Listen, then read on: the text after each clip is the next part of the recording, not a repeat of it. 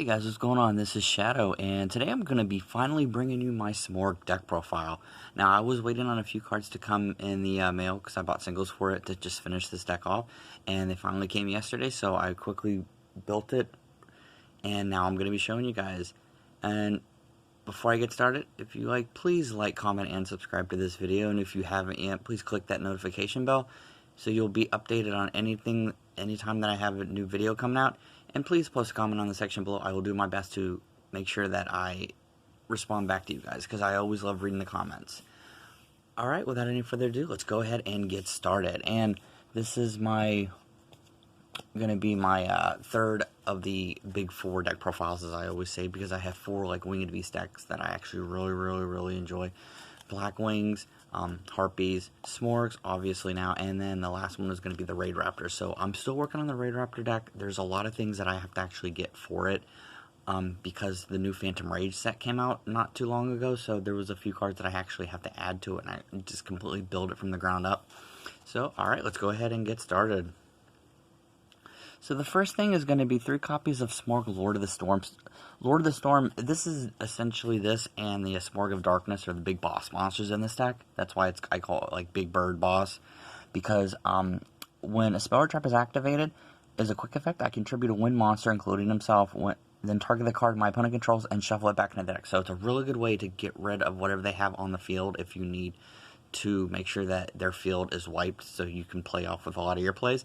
And when a Winged Beast monster is destroyed by battle while this card is in my graveyard, I can add it back to my hand, meaning it's consistent, so I can add it back to my hand and then play it again. There are ways around, since these are level 8s, obviously they have to be tributed, but there's going to be cards in here that make it a lot easier for you to tribute your monsters, or to have additional summons, so you can actually play cards like these.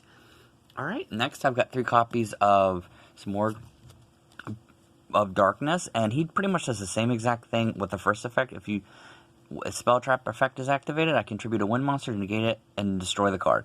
And then, unlike though, he has a different effect, as if I tribute a dark or wind monster, I can special summon this card from my graveyard. So basically, he can come back if you tribute a dark or wind monster if he's in your graveyard, which most of the cards in your deck will be able to do. They all revolve basically around your opponent not having any spell or traps, and revolve around you going first. This is a really good deck to go first with because of that exact reason, so you can actually swarm the field and you can play your link plays, your exceed plays and stuff. Alright, so I got 1 copy of Dark Simorgh. This is a really cool card because you can bring this back from the graveyard by discarding a dark and a wind monster, and if you have a dark or wind monster in your graveyard, you can special summon this card, which is really cool, and your opponent cannot set any cards on the field, meaning they can't set face downs. If they play face downs, they can't set spell traps or anything, so pretty much locks them out of that. Alright, and then for the lower bird monsters, as I say, I've got 3 copies of Bird of Beginning, and this is a really great card because this allows you to have an additional normal summon or set for your turn, which is what you're going to want, because a lot of these cards are the high levels. Your idea is for you to get into your high levels and everything to be able to kind of lock your opponent down. So this will add an additional normal summon to your turn. And also, all these cards, if your opponent doesn't have any spell or traps, if it's your first turn, you have them in the graveyard, you can actually re-special summon them back to the field. Alright. The next one is going to be Simorgh Bird of Bringing, and this is a really cool little card because you can add a Simorgh card from your deck to your hand except him, and he does the same exact thing, where he can get special summoned back from the graveyard. So this is a really good way to get you your field spell, to get you the giant bird monster, for you to get the trap card that allows you to, which I'm going to show you later, I'm going to show you the lock that I have for the Barrier Statue of the Stormwinds. So it's really good, and you can get pretty much anything in this deck. Alright, I only run 1 copy of Bird of Protection because this just destroys spells, sends spell traps back to the hand or destroys them, and you only need 1 because the idea for you is to special summon monsters and have field presence. I have a lot of cards in this deck that just will wipe the board so that they can't really do anything. I would only run 1. You can run more if you want. I only run the 1 because I don't really need more than the 1 for it. go ahead and move some of these a little bit over. Actually had more space than I thought. Alright, then I've got 3 copies of Simorgh Bird of Calamity. Now, Bird of Calamity is really cool too because you can special summon this card in Defense Vision, obviously, but I can add a Simorgh card from my deck to my hand, just like Bird of Bringing, which is really awesome because you can, once again, bring cards from your deck to your hand, Simorgh cards to be able to set up for your big plays. And then for the non-bird cards I'm going to have 1 Mist Valley Apex Evian, and then the Mist Valley Thunderbird combo. I do have the combo in here. This is going to be a little bit harder to bring out just solely based on the fact that you're not special summoning 5 monsters usually in one turn. You may get 3 or, if you're very lucky, 4. But you can do it if need be. This is just kind of like his fail-safe in case I'm not able to actually play stuff that I want to play, but this deck is very consistent, so you don't have to worry about that. But I do have the barrier stat for the Stormwinds, and you are more likely to go in to a play with barrier statues with your Bird of Sovereignty. And the good thing about this is actually with the card that I have, the trap card in here, the Simorgh Sky Battle, you can actually lock to where they can't target it for effects, just like Simorgh's Bird of Sovereignty, and they can't target it for an attack, meaning that it stays on the field, and then your opponent cannot special summon monsters at all, which really locks them down. Alright, that's it for the monsters, guys. I'm going to show you the spells and traps next. Butterfingers here. Alright, so for the spells and traps, you got 3 of the field spell Elborz, the Sacred Land of Simorgh. And this is a really cool card because it gives all winged beast monsters an additional 300 attack and defense, and I can reveal a level 5 or higher wind monster in my hand, and this turn I can normal summon a winged bee monster with one less tribute. So it's another way to get out your big bird boss monsters, because it requires 1 less tribute. So if you have him and then Bird of Beginning, you can easily get a big bird on the field. Alright, I've got 3 copies of Simorgh Onslaught. This is a really good card because you discard a winged beast monster, obviously, and you add 2 Simorgh cards from your deck to your hand, which is really cool. And you can banish this card from your graveyard to reveal a winged beast, and if I do, reduce the level of the monsters in my hand by the number of the rest of the turn. So you can actually reduce the level of your Simorgh Lord of the Storm and then the Simorgh of Darkness that you have. I only run 1 copy of Simorgh Repulsion, just because you discard a winged beast monster and return all cards from your opponent's spell and trap cards to the hand. So this is just here strictly to wipe my opponent's field, to send it all back to the hand, but you won't need to play it that often. That's why it's only at 2. I've got 2 copies of Trade-In. You can get 3 if you want. This is a good way to get your Lord of the Storm and your Simorgh of Darkness on the field, or in the graveyard, so you can actually special summon them. But I just mostly use Trade-In because discard, you draw 2 cards, and since 6 of the monsters in here are level 8, you will see this come in quite a bit. Just discard it, you draw your 2 cards. Alright, and then I've got 3 of the Monarch Stormfront. This was a really interesting card that actually Darkroom Duelist recommended when he did his deck profile many months back. If I haven't ever mentioned before, please go check out his channel, because he has a lot of really, really good ideas, and he plays a lot of the same Winged Beast decks that I do, so it's cool to actually see him, for me to actually learn different things from him and stuff.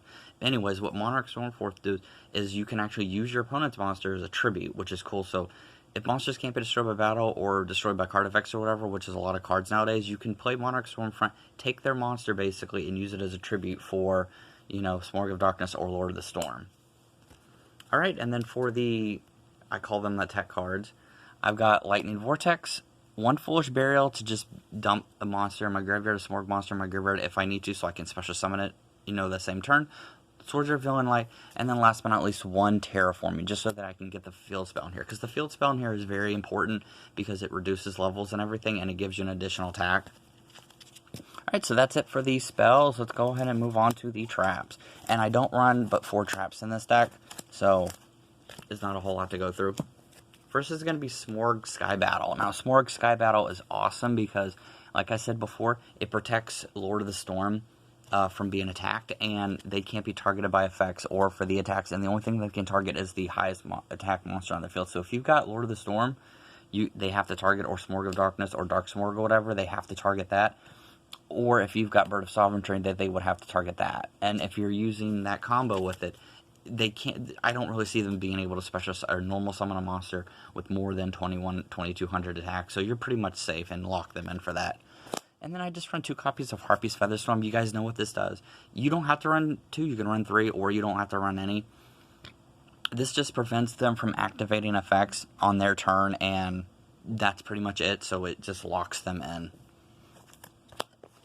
Alright, that's it for the spells and traps. Now let's move on to the extra deck, guys. Okay, so we're going to be running 3 Bird of Sovereignties. You're going to need the 3 birds because this is what sets up for your plays for your Lord of the Storm. This can set up for your Union Carrier and Infinite Loop if you can able to get that on the field, which, like I said before, it's not impossible, but it's not easy either. Also, this prevents your monsters from being affected by card effects and everything, so it pretty much really hurts them because they're not able to use effects and everything. But of course, if they have hand traps and stuff in their hand, or if they've got ways like Effect Failure and all that stuff, then yeah, they're going to be able to stop it. Okay, you got 2 Great Flies. This is just good because this also allows you to search your graveyard and add a wind monster with 1500 or less attack back to your hand when this gets destroyed by battle or by card effect. Plus, it gives an additional 500 attack to my wind monsters. Got 1 Wind Charmer, Verdian, 1 Underclock Taker, 1 Perglio, and then last but not least for the monsters, I've got the one and only, obviously, Union Carrier. I'm going to bring it down here. And like I said, this is hard to bring out. It's not impossible, but it's not easy either. I mean, you can do it, though. And then for the Exceed monsters, I've got Lightning Chidori to destroy set cards. Castell for defense and to send cards back to the hand by removing from play the 2 materials for it. Lyricolisk, Assemble Nightingale. Now you're like, why do you have Assemble Nightingale? Now, I actually do have level 2s in here because this deck has different levels. I have 2 level 1s in here. You could use that, and this can attack directly, and they can't really target this for effects or for attacks and everything. So, believe it or not, this actually is a really good card in this deck because it's not that hard to bring out. Okay, I've got a copy of number 47 Nightmare Shark, Armored Kappa, and then last but not least for it, I've got Galaxy Eye Cypher Dragon because it requires 2 level 8 monsters, which is what the Lord of the Storm and Simorgh of Darkness. So if you can get both of those on the field, you can bring this guy out. And this guy has a really amazing effect because not only is he 3000 attack, but once per turn I can detach a material and then target 1 face-up monster my opponent controls, and monsters your control cannot attack your opponent directly for the rest of the turn. And it can take control of the monster, so it basically takes control of the monster and gives it to you, and you can use that to set up for like tribute summon or anything or whatever that you actually want to do. So this is a really, really good card for this deck. Alright, so that's it for the deck profile, guys. I hope you enjoyed it. This is a really, really, really fun deck. I'm really happy that I actually have finished it now. Smart decks, believe it or not, are very cheap. You can easily get the actual core set and a lot of the stuff that I paid about $10, but you can get them for about 15 or 20 now if you want. And then the tech cards in here, like Cypher Dragon or like Union Carrier and stuff, may be a little bit more expensive. Cypher Dragon was cheap. That was only a couple bucks, but Union Carrier is about 8 to 10. But all in all, this is a very, very cheap deck, and it's very fun to play because it locks your opponent down. They can't do anything. And it basically prevents them from playing anything, which is what you're going to want. Because, I mean, it's a, giant bird deck and pretty much. And I just love the idea of them having Simorgh. I was always a fan of Simorgh many years ago when that Lord of the Storm structure deck came out. But then they only had that and then Bird of Ancestry. And then that's all they had for so many years. So I'm really happy that they actually came out with these kinds of cards. Alright, that was it for the deck profile. I hope you guys enjoyed it, and like I said before, just please leave a comment and anything, and see if there's anything that you would have done differently. I'm always happy to read them and everything, and with that, see you guys next time. Later.